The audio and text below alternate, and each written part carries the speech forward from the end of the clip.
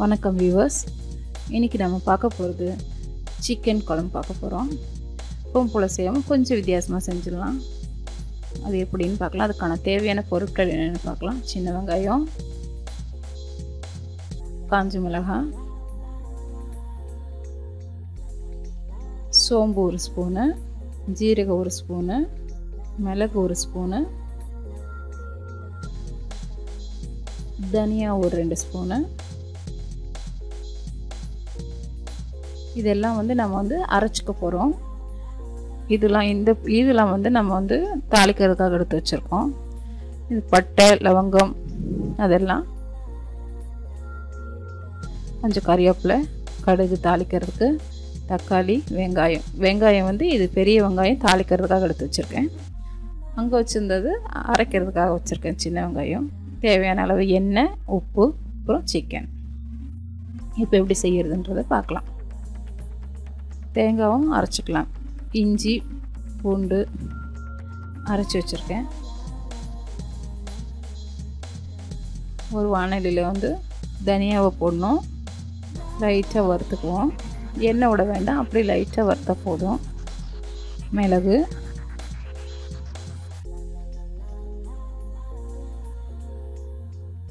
சீரகம், சோம்பு எல்லாத்தையும் ஒன்றா போட்டு லைட்டாக வறுத்துக்கலாம்.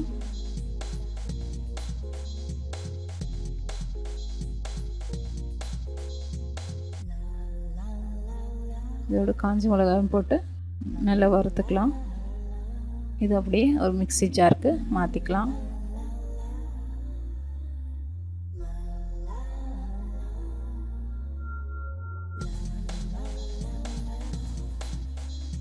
சின்ன வெங்காயம் இது கொஞ்சம் எண்ணெய் விட்டு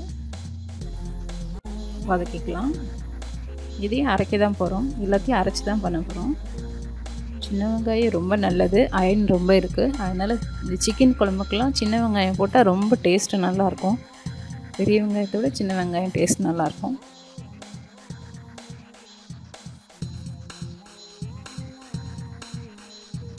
கொஞ்சமாக எண்ணெய் ஊற்றிக்கலாம்.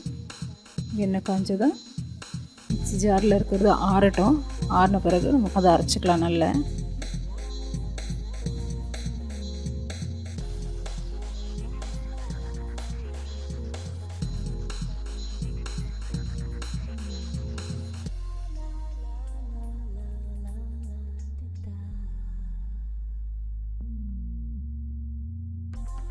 எண்ணெய் காஞ்சோடனே கடுகு போடலாம். கடுகு வெடிச்சதும்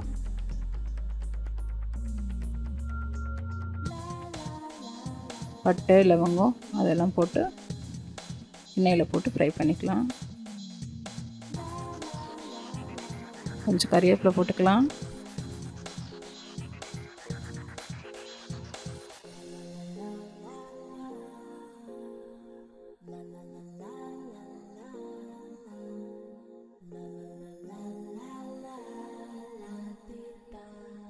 பெரிய வெங்காயம் வெட்டி வச்சுருந்தோம் இல்லையா, அதை போட்டுக்கலாம்.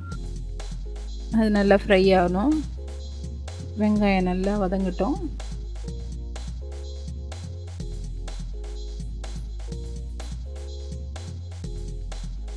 வதங்கினோன்னு தக்காளி போட்டுக்கலாம். தக்காளி சேர்த்துட்டு நல்லா வதங்கட்டும்.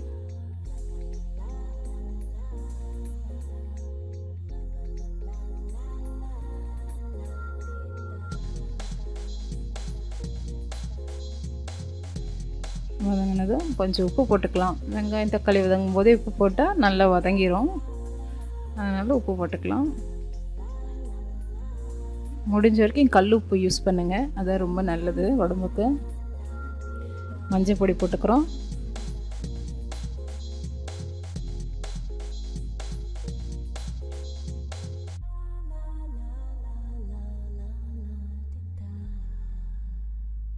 அரைக்கிறதுக்கு தேங்காயும் சேர்த்து போட்டுக்கலாம்.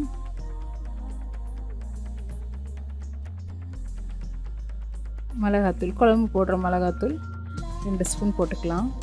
உங்களுக்கு காரம் அதிகம் வேணும்னா இன்னும் கூட கொஞ்சம் கூட போட்டுக்கலாம். இதில் மிளகு அரைச்சி ஊற்ற போகிறோம். மிளகு, காஞ்ச மிளகாயெல்லாம் நம்ம வறுத்து வச்சுருக்கோம். அது வேறு காரம் வரும். அதனால் பார்த்து போட்டுக்கோங்க காரம் மட்டும்.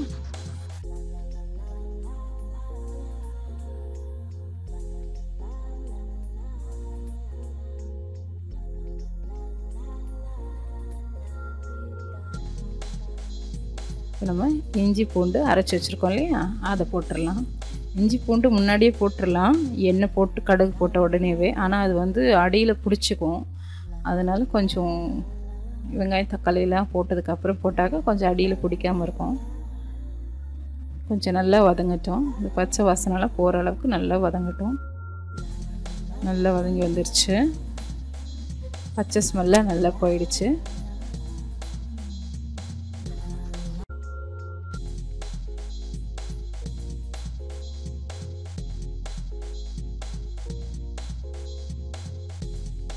இப்போ நம்ம சிக்கன் அதோட சேர்த்துக்கலாம். இது வந்து நாட்டுக்கோழி வாங்கி செஞ்சால் இன்னும் நல்லாயிருக்கும். எங்களுக்கு இங்கே நாட்டுக்கோழி கிடைக்கல, அதனால பிராய்லர் கோழி தான் வாங்கியிருக்கோம்.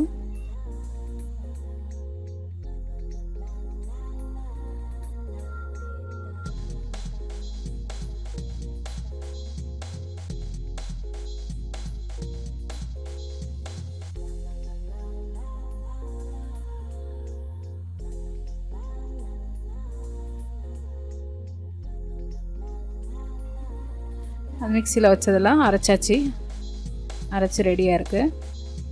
இது கொஞ்சம் எல்லாம் மசாலா எல்லாம் ஒன்றோட ஒன்று சேரட்டும்.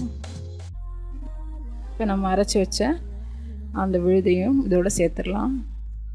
இந்த அரைக்கும் போது ரொம்ப நைஸ் வரணும். கொரகொரப்புலாம் இருந்துச்சுனாங்கன்னா மிளகுலாம் சாப்பிடும்போது பல்லில் படும். அதனால் வந்து நல்லா நைஸாக அரைச்சிக்கோங்க. லைட்டாக கொஞ்சம் கொஞ்சமாக தண்ணி விட்டு நல்லா நைஸாக அரைச்சிக்கோங்க.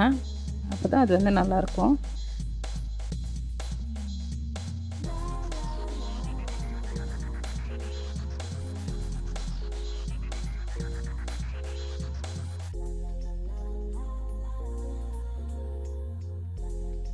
மிக்சியில் கொஞ்சம் தண்ணி விட்டு அப்படியே வந்து அந்த தண்ணியை அதில் ஊற்றிடலாம்.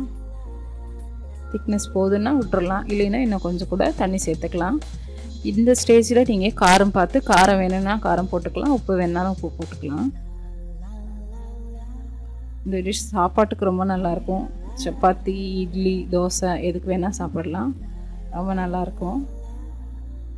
நம்ம சும்மா மிளகாத்தூள் போட்டு வைக்காமல் இந்த மாதிரி அரைச்சி வதக்கி வெங்காயம் இஞ்சி அதெல்லாம் வதக்கி நம்ம வந்து அரைச்சி வைக்கிறதால டேஸ்ட் ரொம்ப நல்லாயிருக்கும். இன்றைக்கி சிக்கன் நல்லா வேகட்டும். சிக்கன் நல்லா வெந்ததுக்கப்புறம் கொத்தமல்லி போட்டு இறக்கிடலாம். மூடி போட்டு வச்சிடலாம் கொஞ்ச நேரம். நல்லா சிக்கன் வெந்து முடியட்டும். எடுத்து செக் பண்ணிக்கோங்க, சிக்கன் வெந்திருக்கான்னு பார்த்துக்கோங்க. சிக்கன் நல்லா வெந்திருக்கு. குழம்பு ரொம்ப திக்காகவும் இல்லை, ரொம்ப தண்ணியாகவும் இல்லை.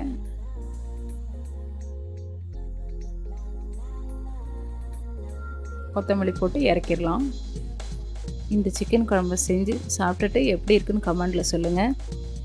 எங்கள் சேனல் பிடிச்சிருந்தா சப்ஸ்கிரைப் பண்ணுங்கள், மறக்காமல் பெல் பட்டனையும் ப்ரெஸ் பண்ணுங்கள். தினமும் புதிய தகவல்களுக்கு எங்கள் சேனலை சப்ஸ்கிரைப் செய்யவும். உங்களுக்கு இந்த வீடியோ பிடித்திருந்தால் உங்கள் நண்பர்களுக்கு ஷேர் செய்யவும். நன்றி.